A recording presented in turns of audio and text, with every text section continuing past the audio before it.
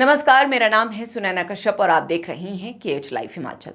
हिमाचल की राजनीति में इन दिनों विपक्ष छुट्टी पर है और कांग्रेस ने खुद ही विपक्ष की जिम्मेदारी संभाल ली है। फर्क बस इतना है कि सवाल भी अपने हैं और जवाब भी अपने ही लोगों को देने पड़ रहे हैं।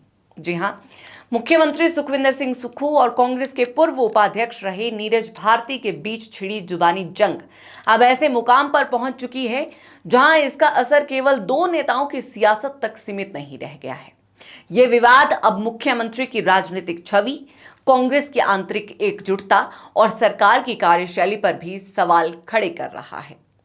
राजनीति में मतभेद नई बात नहीं है, लेकिन जब सत्ताधारी दल के नेता एक दूसरे पर सार्वजनिक मंचों से गंभीर आरोप लगाने लगे तो ये केवल व्यक्तिगत विवाद नहीं रह जाता।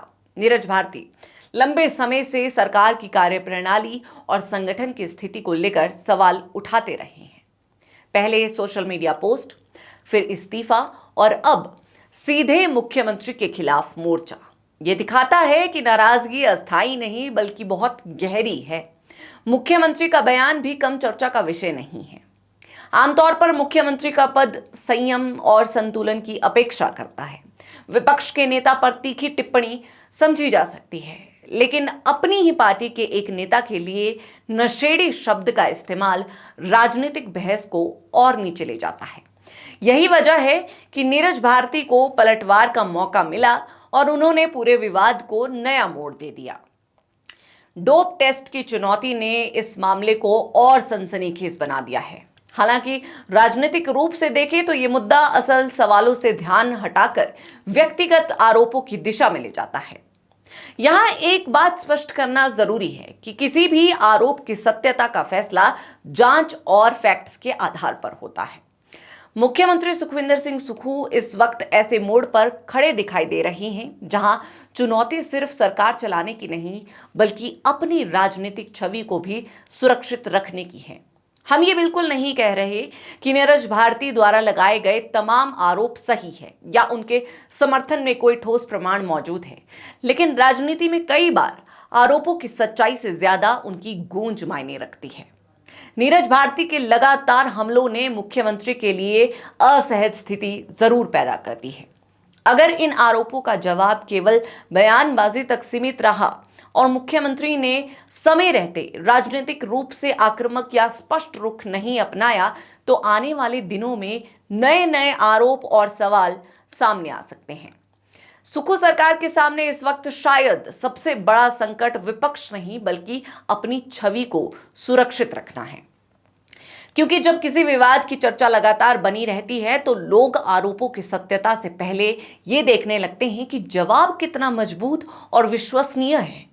अगर सवाल बढ़ते जाएं और जवाब केवल बयानबाजी तक सीमित रह जाए तो राजनीतिक नुकसान धीरे धीरे गहराने लगता है।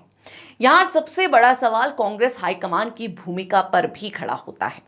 अगर पार्टी के अंदर संवाद की व्यवस्था मजबूत होती तो शायद ऐसी नौबत नहीं आती कि नाराजगी फेसबुक पोस्ट, वीडियो बयान और मीडिया बाइट्स के जरिए सामने आए।